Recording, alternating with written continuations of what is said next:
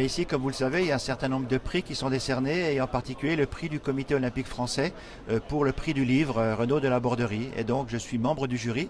Et nous avons délibéré hier pour essayer de choisir parmi les nombreux ouvrages de qualité mis à nos dispositions celui qui sera honoré ce soir lors de la remise des prix. Alors, on saura un petit peu plus tard quel est le lauréat. Et puis, on rend hommage évidemment à Renaud de la Borderie, qui était un excellent, éminent confrère, spécialiste de la Formule 1. Mais avec vous, on va plutôt parler de moto, justement, puisque vous avez été évidemment très longtemps président de la Fédération française de moto et puis également bien placé à la FIM, à la Fédération internationale. On va commencer par les Grands Prix moto, justement. On voit régulièrement de nouveaux talents apparaître et c'est le cas pour Marc Marquez qui a à peine 20 ans et qui est peut-être en mesure de réaliser un exploit dès cette saison 2013. Effectivement, une carrière fabuleuse. On le voit tout de suite, la première année en MotoGP, être dans la cour des grands. Et donc on voit bien qu'il fait déjà l'objet de maîtrise, de puissance, d'intelligence de course. Et je pense que c'est un jeune espagnol qui ira très loin, peut-être aussi loin que Valentino Rossi. Alors, à la tête de la Fédération française de moto, vous avez toujours essayé, et ça continue d'ailleurs, de promouvoir les jeunes pilotes français. Comment on peut expliquer que l'école espagnole soit aussi puissante, puisqu'on sait bien avec Lorenzo, avec Pedrosa, avec Marquez, c'est vraiment les Espagnols qui dominent, et d'ailleurs dans toutes les catégories. Difficile à expliquer, mais vous savez, il y a souvent des cycles. On a été bon en motocross, après on était mauvais, on était très bon en trial, après on était mauvais. Et petit à petit, il faut reconstruire, et si on avait la recette miracle, ce serait très facile. Mais c'est vrai que les Espagnols, aujourd'hui, tiennent le haut du pavé. Mais c'est grâce aussi à l'engouement, grâce à la couverture télévision.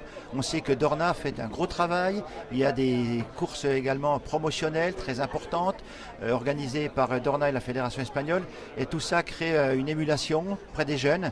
Et derrière, le public suit. Et voilà, donc je crois qu'ils sont dans une filière. Et on voit bien un dernier MotoGP, 3 Espagnols sur le podium, au grand désespoir de tous les autres pays qui aimeraient faire aussi bien, en particulier l'Italie et la France, qui à 20 ans était également au sommet de son art en termes de Grand Prix moto. Voilà, mais petit à petit, disons, la filière se réamorce.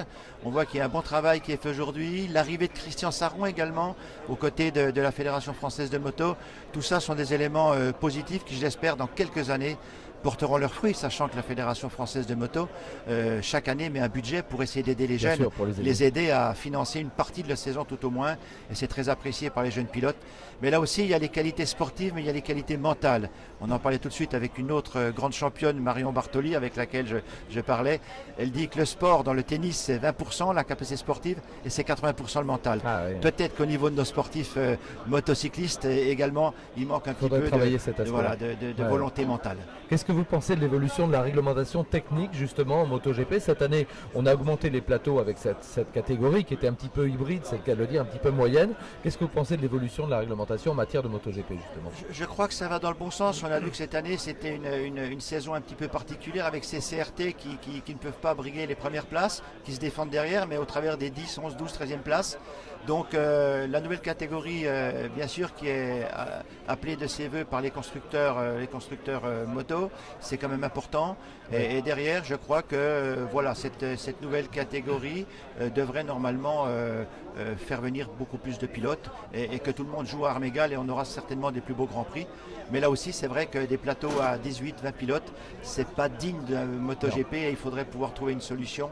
Espérons que ces nouvelles évolutions techniques permettent de renforcer le nombre de pilotes sur la grille de départ. Alors, vous êtes vice-président du CNOSF. Quelle est la place de la moto par rapport aux autres sports? J'imagine qu'évidemment, vous continuez à la défendre, sinon à la promouvoir. Écoutez, tous les sports sont à égalité au sein du CNOSF, même si les sports olympiques resteront toujours les sports olympiques.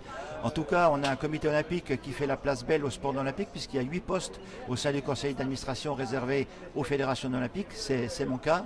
Et donc, après avoir été secrétaire général et vice-président, on peut dire que c'est quand même, disons, quelque chose d'intéressant pour le sport moto. Nous développons bien sûr les actions par rapport à la télévision. Nous avons signé un accord, comme vous le savez, avec l'équipe 21 pour justement que tous les sports puissent être vus avec un magazine, avec une plateforme numérique et des directs. Et la moto est bien positionnée à sa place par rapport à cette nouvelle chaîne TNT 100% gratuite.